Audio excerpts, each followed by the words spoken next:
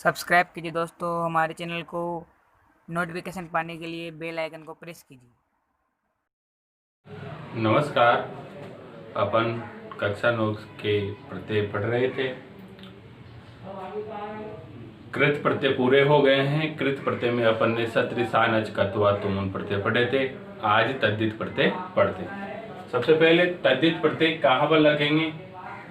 जो कृत प्रत्यय होते हैं, ये जो कृत प्रत्यय होते हैं ये धातुओं के पीछे लगते हैं, और जो तद्धित प्रत्यय होते हैं ये शब्दों के पीछे जुड़ते हैं।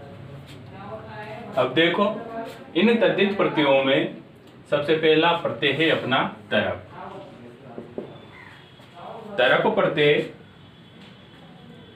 दो वस्तुओं में जब तुलना हो रही है और जिसको श्रेष्ठ बताया जाता है वहां पर तरप प्रत्यय का प्रयोग किया जाता है। तरप प्रत्यय में तरशेष रहता है। शेष क्या रहेगा? तर।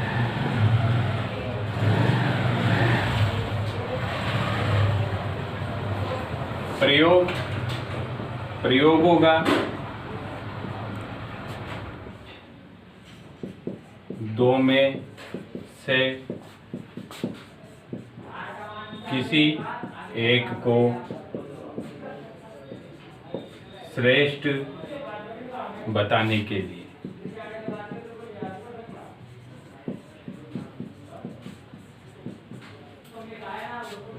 अब देखिए, जैसे एक शब्द है लघु,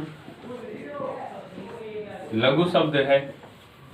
अब इस लघु शब्द में तरप प्रत्यय जोड़ने पर तरप का तरशेष रहता है, आगे लघु है।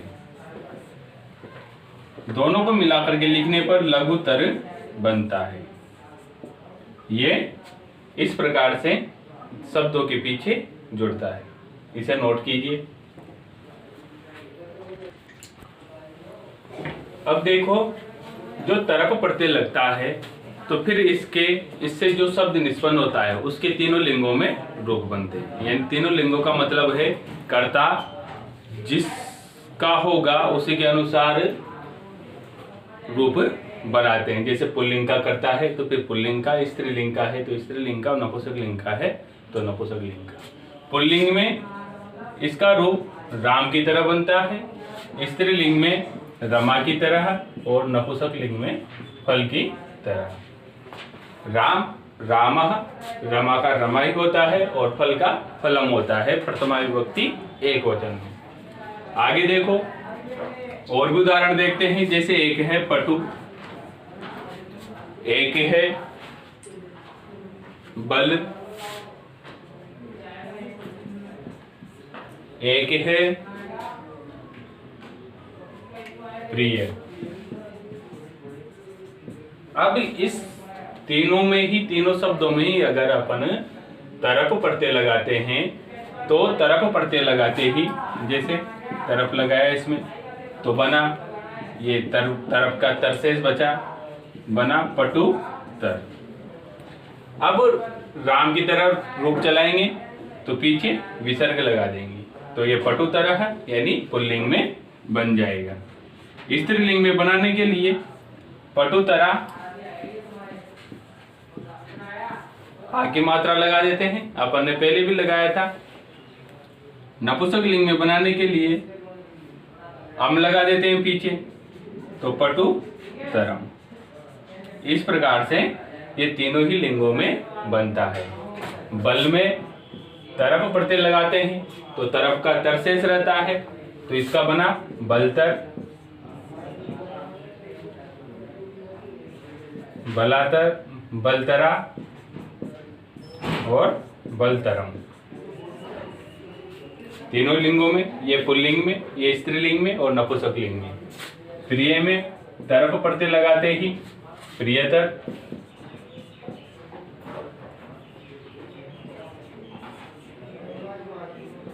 प्रियतरा,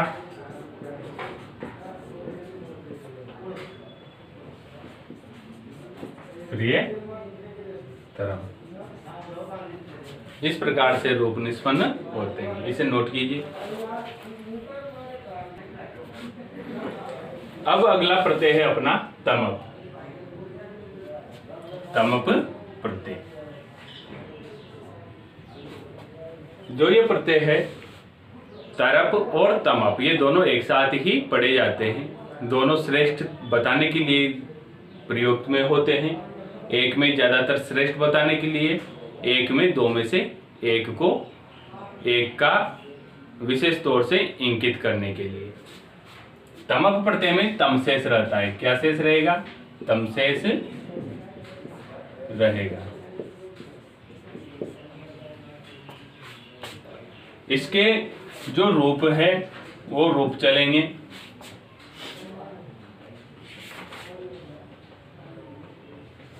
राम रमा और फल की तरह, उसी की तरह राम रमा और फल की तरह। पुल्लिंग में राम की तरह, स्त्रीलिंग में रमा की तरह और नपुंसक लिंग में फल की तरह। जैसे एक उदाहरण देखते हैं, वही ले लेते हैं वापस उदाहरण। जैसे पटु। पटु कोई शब्द है, ये पढ़ने वाला होता है। अब पढ़ने वाले को भी इंकित किया जा रहा है वे कौन श्रेष्ठ पढ़ रहा है। अब तमप प्रत्यय लगा, तमप प्रत्यय लगते ही तम शेष रहा। तम शेष रहते ही देखो पटुतम, पटुतम इसका रूप बना। अब ये तो बना अपना प्रत्यय के साथ। अब इसे पुल्लिंग में भी बनाना है, स्त्रीलिंग में भी बनाना है और नपुंसक लिंग में भी बनाना है। पुल्लिंग में विसर्ग लगा दो इसके पीछे, जिसमें पुल्लिंग में बन जाएगा ये पटुतमः, राम की तरह चल रहा है तो पटुतमः। स्त्रीलिंग में पटुतमा, नपुंसक लिंग में पटुतम। ये पुल्लिंग में, ये स्त्रीलिंग में और ये नपुंसक लिंग में। इस प्रकार से इसके रूप चलेंगे। एक शब्द है लघु। लघु में अगर तमप प्रत्यय लगा, तम शेष रहा और आगे लघु, मिला करके लिख दो लघुतम। अब ये लघुतम बना, अब इसके रूप बनाने हैं। अब रूप बनेंगे तो पुल्लिंग में राम की तरह, यानी पीछे विसर्ग लग जाएगा इसके, लघुतमः। पुल्लिंग में जैसे रूप बनेगा तो विसर्ग लगाना अनिवार्य है, क्योंकि राम के प्रथम विभक्ति एक वचन में विसर्ग लगता है। पीछे स्त्रीलिंग में लघुतमा, नपुंसक लिंग में लघुतम। इस प्रकार से ये रूप बनेंगे। इसे भी नोट कीजिए।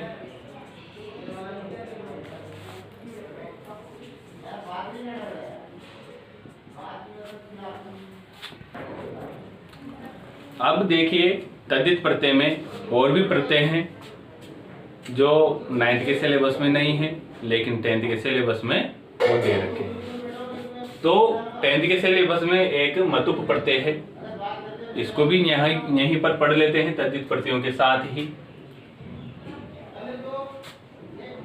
यह वाला अर्थ में भी प्रयुक्त होता है। कौन से अर्थ में? वाला अर्थ में, यानी उसके वाला, जिसके वाला, इस प्रकार से जो अर्थ निकलता है उसमें इसका प्रयोग किया जाता है। या फिर यह इसका है, यह इसका है, इस अर्थ में भी मतुप प्रत्यय का प्रयोग किया जाता है। जब शब्दों के पीछे मतुप प्रत्यय जुड़ता है तो मतुप का मतशेष रहता है, मतशेष रहता। अब देखिए धातुओं में किस प्रकार से परिवर्तन होगा। कुछ धातुएं आकार आदि होती है। धातु क्या शब्द, यहाँ पर दो शब्द बनते हैं, मत या वत। मत तो शेष रहता ही है, लेकिन ये मत वत में भी बदल जाता है। मत, यहाँ पर नोट लगा करके लिखिए आप। यदि धातु की उपदा में, उपदा या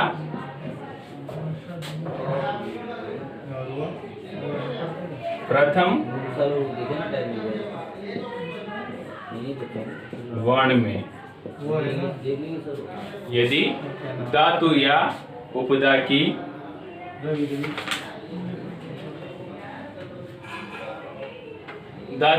उपदा या अंतिम वर्ण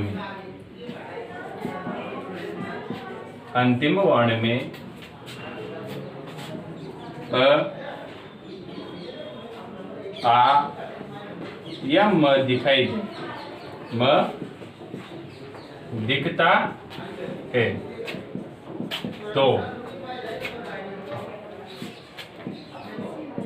जो मतुप प्रत्यय का मत शेष रहता है वह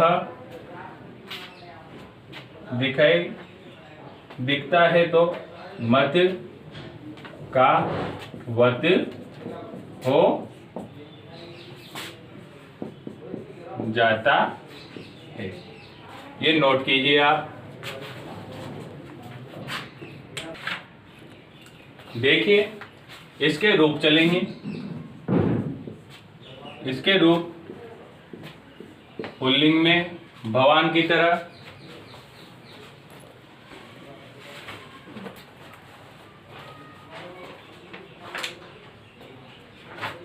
पुल्लिंग में भवान की तरह,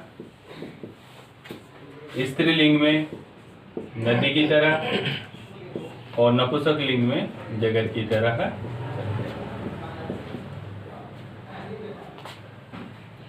अब पहले तो नॉर्मल जो मत शेष रहता है वो पढ़ लेते हैं, उन शब्दों के बारे में देख लेते हैं, फिर उसके बाद में मत का परिवर्तन वत में होता है, फिर उन शब्दों को देखेंगे। जैसे एक है अपने शक्ति। अब शक्ति में मतुप प्रत्यय जुड़ा, मतुप का मत शेष बचा। अब मत शेष बचते ही रूप बना अपना शक्तिमत। ये प्राप्त हुआ अपन को नपुंसक लिंग में। किसमें प्राप्त हुआ? नपुंसक लिंग में। अब इसके रूप चलाने हैं, रूप चला करके भगवान और नदी की तरह बनाना है। तो जैसे ही भगवान की तरह रूप चलेंगे तो शक्तिमान बनेगा, शक्तिमान, शक्तिमती, स्त्रीलिंग में शक्तिमती। इस प्रकार से इसके रूप बनेंगे। ये पुल्लिंग में बना और ये स्त्रीलिंग में बना। जैसे ही और दूसरी धातु भी है, एक है बुद्धि। बुद्धि में मतुप प्रत्यय लगा, मतुप का मत शेष रहता है। मत शेष रहते ही बुद्धि मत बना, बुद्धि मत बना। अब जो ये बुद्धि मत प्राप्त हुआ अपन को, ये प्राप्त हुआ नपुंसक लिंग में। किसमें? नपुंसक लिंग में। अब इसका पुल्लिंग में भी बनाना है, स्त्रीलिंग में भी बनाना है। पुल्लिंग में बनेगा बुद्धिमान और स्त्रीलिंग में बुद्धिमती। इस प्रकार से आप देख रहे होंगे कि यहाँ पर मान बचा हुआ है, यहाँ पर मति, यहाँ पर मत। मत तो ये प्रत्यय जो सानच प्रत्यय है उसी के समान से रूप बना रहा है।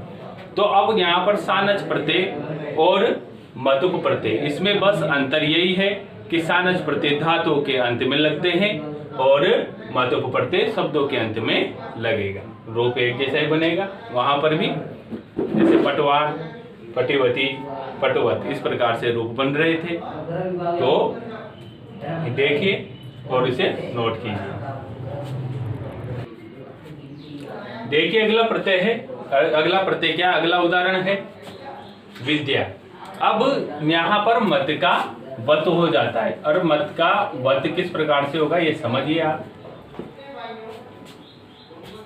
अंतिम में क्या दे रखा है, आ दे रखा है। किसी शब्द के अगर अंतिम में, अंतिम वर्ण में अ, आ और म, अगर इन तीनों वर्णों में से कोई एक दिखाई दे और वहां पर मतुप प्रत्यय का प्रयोग हो रहा हो, मतुप प्रत्यय लग रहा हो, तो फिर जो मत है ये वत में बदल जाता है। देखिए यहाँ पर विद्या है, विद्या में आ है, विद्या में क्या है आ, और पीछे मत है। तो अंतिम वर्ण आ होने से मत किस में बदल गया, इस वत में बदल गया। और देखो ये विद्या मिला करके लिखो, विद्यावत, ये बना अपना नपुंसकलिंग में।